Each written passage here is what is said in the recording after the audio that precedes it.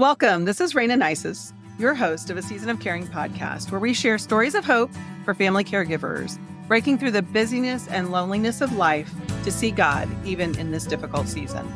Today, I have special guest Pamela Durand. I'm excited to introduce you to Pamela. She has an MBA and is an IT business professional, entrepreneur, community leader, podcast host for Real Heart Talk, You Are Enough, where she's founder of Lift Up events designed to lift up others and show them the journey is not as lonesome as it seems. Motivating and encouraging others to reach for their dreams, helping them realize a bigger vision for their lives. She's a spiritual vision coach and distributes free Bibles and encouraging bookmarks to help arm her community with their sword of the Spirit during these times of spiritual warfare. Pamela has a heart and a passion to make an impact in this world. She loves the Lord and her family, writing, singing, and songwriting. Welcome, Pamela. Thank you so much for being with us today. Hello, Raina. Thank you for having me today. It's exciting, and I feel honored to be here with you. Oh, I'm so glad. I'm excited to have you share a little bit about your caregiving. You had a couple of different journeys in that. So introduce us to who you cared for and tell us a little bit about what that looked like. So first was my dad. His journey really started in 2017, and we had moved up to be near them at that time because he was having issues with, I think they said it was his vagus nerve. And so the first time that I came that it happened, well, they ran off the road at Christmas is when things started and wound up in the hospital. Neither one of them were too badly hurt, but of course their car was totaled. And so that was when we knew we needed to get closer. And so we don't even know what happened, but he looked like he was dead. I mean, I remember, getting over there and they were taking him out of the house and he just looked dead. Wow. And I couldn't breathe. I was just crying so hard. I called my son, my oldest son, and he was like, Mom, just calm down. Just breathe. He's an EMT and a firefighter. So he knew what to say to me, but it's just so horrible. So from then on, it was just a continuous wound up in the hospital, maybe every 3 to 6 months. Wow. That's what was going on. And then, of course, he would get there, that he would feel better, and then he would want to leave. Oh, And that's so hard when that happens. So tell us, so the vagus nerve, it just makes them pass out, right? It's something kind of like having a heart attack in your stomach or somewhere in your midsection. I don't know about it, but it's something like that. It definitely caused his problems. And he had cancer as well. So one of the times that he was in the hospital, they found out that he had nodules like near his lungs or somewhere around there. And the doctor was only saying, he was only going to live like maybe a year, if that. But he did live maybe 2 or 3 years after that. And so he ran off the road more than once. So I was scared for him. I didn't want him to drive. But again, taking their keys away. What do you do? I mean, I know there's other people listening that are probably going through the same thing. Their parents should not be driving, but can't get the keys away from them. That was it's tough. And I think so much of it, I know for my dad, taking the keys away from my mom, he just drove all the time. But that was kind of how they did it. When they were together, he always drove. And so it was definitely a lot easier.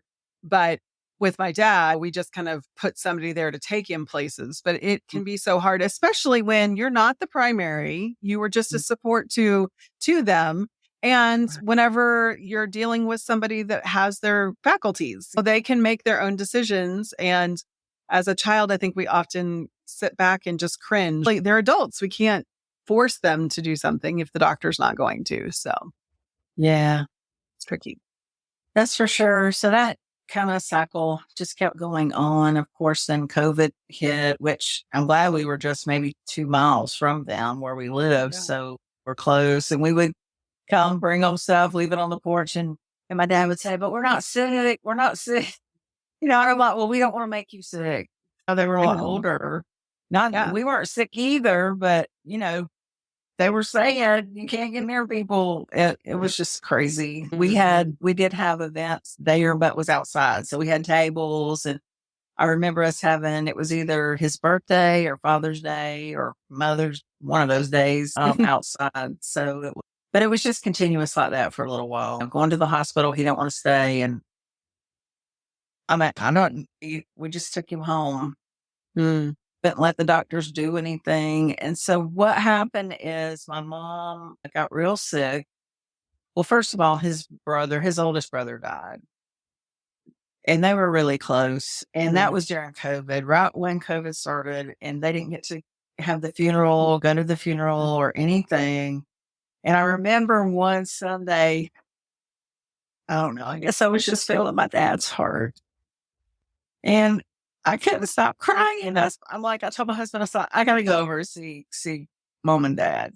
So I went over there and we sat out on the swing and just cried and talked about my. Mm. Yeah. And so just a lot of things Hard. happened, but Yeah. that was really hard for him because his brother they were just really close. Yeah. Yeah. Yeah. And it's such a hard thing because we took that away, just the funeral and the whole grieving process. What we've always known for it in just being able to be that outward expression of it. And it still hasn't come back like normal. I mean, I've been amazed at how it's just not the same as what it used to be. But I do think there's a lot of people that are really stuck in their grief because it's been such a weird way of grieving. I agree. So after that, I believe after that was when my aunt started getting sick. Mm. And so I did sit with them a season. This was before my dad passed away. And a lot of times I think, I spent a lot of time over there with them. They lost their children at a young age. So my cousins were 20 and 21 when they died. And I was helping them in the spirit of what I felt like my cousins would want. And I've just mentioned that now because I spent a lot of time over there that I could have been spending with my parents, my dad. But I was trying to help them and go get them situated. And we had everything situated for her. The palliative care was coming, the hospice was involved. We just had it working. And then we got her on the disability and put her in the nursing home that was 4 miles from my uncle. And he's a very prideful man. So he didn't like some of the things that I did. So they made me like interim power of attorney over her medical if she or him could not make a decision. It was only if they could not make a decision. And he didn't like it. So he really undid all that time that I spent over there. I'm not bitter about it or have hard feelings. I'm glad that I helped her because I would tell her, you're such a faithful woman or you're a woman of faith because she was always a woman of faith in the church, did puppet ministry, everything like that. And was an example for all of us nieces coming up, behind her. So she says, well, I don't feel like a woman of faith. I'm like, you are a woman of faith. So I wanted to help her. Yeah. And it's hard because it wasn't received with the intention, definitely, that your heart was in the right place. But it sounds like she benefited even from what you were able to do and how you were able to be there. It is hard to navigate. It really is, to know how to be able to include them in the decision making, but at the same time, sometimes we feel like we have, and then there's just this sudden change and it just changes. And so it's a matter of then being able to let it go and let them make the decisions they need to make until it reaches a point where they can't make them anymore. Well, and I can tell you and your listeners, when you're walking through this season, and I appreciate the title of your podcast because it is definitely a season. It's not here to stay. It's like Les Brown says, it has come to pass. It's not going to stay there. But when you're walking through that, and you have even said this to me before, just be respectful. And not that I was never disrespectful, but I realized they're a traditionalist. They're in that traditionalist generation. They came up when it was hard times. They worked for everything that they've had hard. And it means something to them, even if you think something could be done that's better. They're comfortable with their things. Those are their treasures. And that's their treasures. It doesn't matter what we think. It doesn't matter if we can do better for them. It doesn't matter. Yes. They want their treasures, no matter how old or dusty or whatever. They just want their treasures. And I think people should remember that. Yeah, it's hard. It's hard to navigate. And emotionally, it just seems like we can see things more clearly, but not necessarily what really works for them. And so it is that process of trying to communicate and offer and then allow them to do what they decide they want to do. And that's tricky. So after all that, and then I was cut off. So back to my parents. We did have another Christmas. Well, we had a Thanksgiving or a family reunion, and that was the last one that my dad was at. That was in November before he passed away. Sorry. That's okay. It's hard. Yeah. So that was a good time. And then we had him and my mom had got real sick. And I don't know that they had COVID, but it was kind of like the flu. And that was in the February time frame. And then he lost another friend during that time, which he couldn't go to the funeral because he was sick. So mother got better. I came because he called me. He said, I think you need to come check on your mom. And not knowing how sick he was, but he didn't want to go to the hospital. He wanted to stay home. So mother got to feeling better. And then one night she called me. She said, can you come over here? I can't get your daddy up out of the floor. Oh. And so I came over there and he was talking to my brother. And I guess, I don't know what my brother said to him, but he got up out of the floor. And then it wasn't more than a week from then when he passed away. So kind of sudden, but yet not when you see the whole picture. But in the moment, it was probably felt really sudden. Yeah. Yeah. Yeah, it did. But he had quit driving 3 weeks before that. So he knew something was right. Yeah.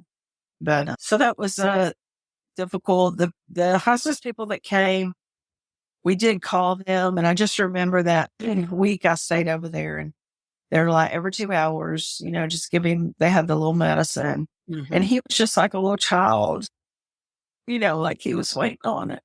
And his breathing, I guess, because the cancer had gotten into his lungs. It was so horrible. It was just so horrible. And I slept on the couch and mom was asleep with him. And so that was real difficult. Yeah, it is. I think it's always helpful to have hospice apart in that they can explain a lot and they can support, but there's nothing easy about it. So Right.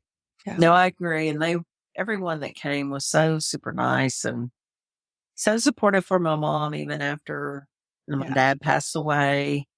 Of course, my mother didn't think she needed any help. So they have been married, I think it was 56 years. Wow. That's a long time. Yeah. So then to go on is almost like you're missing, half of yourself. And it just is so difficult to make that transition. And she is pretty healthy physically, or how's she doing?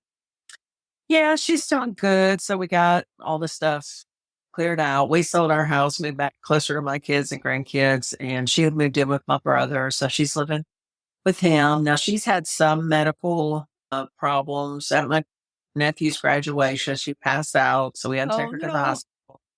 So I don't know if she got overheated or if she just walked too much. And so they were just concerned with her. But pretty much, she can walk. She goes with her sisters. They go on trips. They love to go to the mountains, go to Cherokee or go to Pigeon Forge, Sevierville, around that area. So she's That's doing great.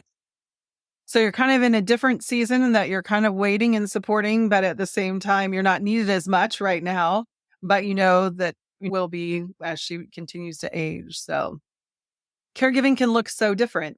And I love that, in each of those different seasons, your roles were different and appreciated differently, right? And Yes. that can be difficult, but it's that navigation of those relationships. So that's good. Do you have a favorite story you would like to share about one of them? My favorite story. So of the caregiving or just being around family, So I think with my aunt, I'll just talk about her. I was actually coming out of a disruption of my own when COVID hit, and I had been to Florida to just because, you need somewhere new. When things are not going right, you got to get realigned. You got to have some time for reflection. And I had a good friend down there, and she, bless her heart, she was so wonderful to me at that time. And while I was down there, they called, and that is when my aunt had the stroke, her first stroke. So that's when her journey started. But I stayed with them for a little while to help out. And then when we finally got healthcare people coming and the hospice people and the chaplain, and I just remember my uncle sitting at the table and said, "What's going on here? Who are all these people?" Mhm. So talking to anybody out there, just keep everybody in the loop. What's Yeah. going on? I mean, to me, I was asked to do something, come in, make things happen, make decisions, which is what I did. But at the same time, having that communication, okay, just explaining because they're older, even though they see stuff going on and happening and that's what they wanted, you still just need to keep them in the loop and just say, okay, this is what's going on. We got her on this. These people are going to be coming twice a week. These people can come when you call. So like for hospice, you call them and not 911 will Right. come out right Yeah. away. So that was a little different, which I did talk to them, but they had the chaplain come to meet and pray with them. She's still hanging on today. Bless her little heart. I pray for her. She is in the rehab nursing home, but she wants to go home. And when Hmm. she says that, I don't know if she's really talking about home or home heaven. Yeah. That is hard to tell. It really is. But there's something about home. There's something about the security that home has always been. And definitely when the spouse is there too, I think it can feel they rely on each other so much that it definitely can be difficult. So, what would be one thing that surprised you about caregiving? Oh, surprise me. I think it is just an emotional roller coaster. Mhm. And as you say, there's so many different roles that you're in. When I met my husband, they were caregiving for his parents Mhm. and they were at home. And his sisters would go take turns and then he would go on the weekend and then I would start going with them. Mhm. And they were just so sweet, just the sweetest things. And his dad would always say, "There's my girl," when I would Oh. come see him. Yeah, it was sweet. But his mom would take all of his dad's medicine for pain Oh because no. she, I guess, was in so much pain and he just let her have it. He was a minister. They ministered together in the Baptist church. And so I think it's just the emotional roller coaster and the difference that every situation is different, even with them. And then when they went into assisted living, they were there together and we would go see them. I think people should just be prepared for like every step. Like you've got them at home. Okay. You can keep them at home for how long? And then, okay, now we're going to assisted living. What do we got to expect there? Cause everything's Mm. on the clock there. You have people come in with your medicine Yes. and you can't just take whatever you want, whenever you Yeah. want. And it's just different feelings and emotions at different stages. And then just to be prepared, maybe prepare yourself for what you don't know because you don't know. You don't Mhm. know what to expect. Mm. His mom was getting a little dementia, but she knew everybody all right up until the end. And she was always so happy. Even when she was sick, she was Mhm. just always had a beautiful smile. So I think just to be prepared, prepare yourself for the emotional roller coaster and just show love and kindness. I mean, that is all you can really do.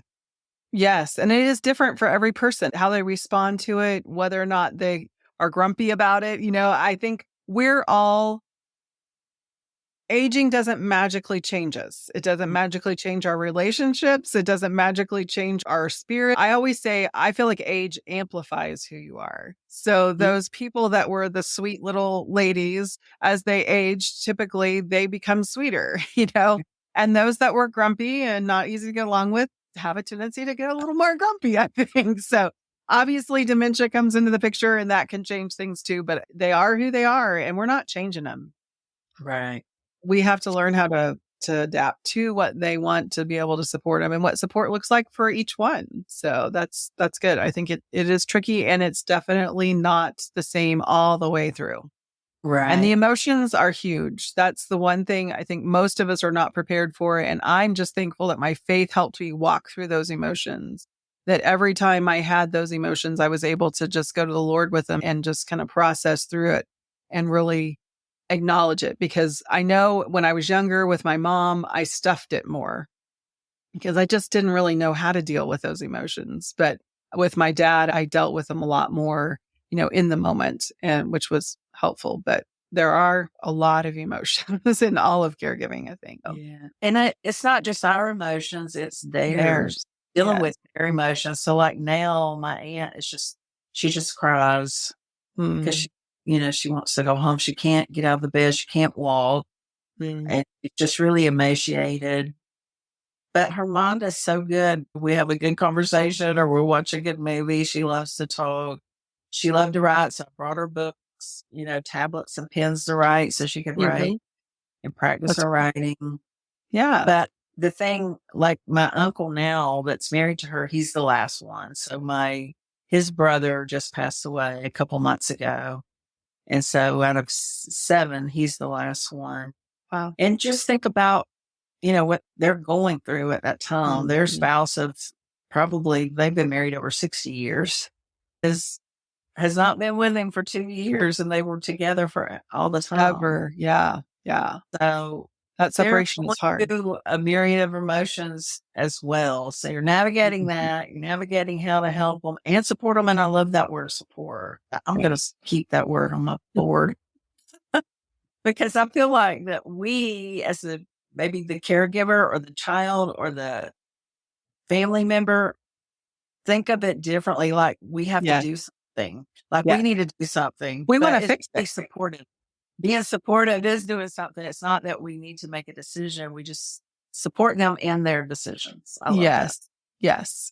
I think so many times because we feel like we see it more clearly, we just think we can fix it.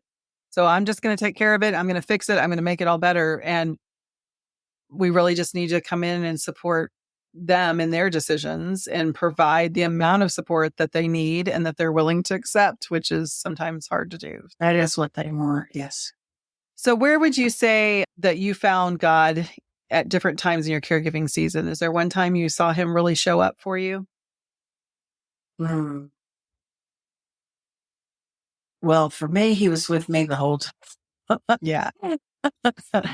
Especially, a couple of times, especially with my dad, knowing that his time was coming, just didn't know when. So having that comfort, he was a Christian. I know he's going to heaven. I'll see him again. And also during the time with my aunt and uncle and the rejection of everything that I did, and just praying to the Lord, not let bitterness or resentment come in because I did do what they asked at the time. I did do that. So I think he's there for us in all those phases, whether it's just comfort, the Holy Spirit come to comfort us, to know that we're going to see our loved ones again, or when things go wrong in the direction you didn't intend for it to go, but there's nothing you could do about it. Just giving you that reassurance and support that, where you can do all you can do, you can just lean on the Lord.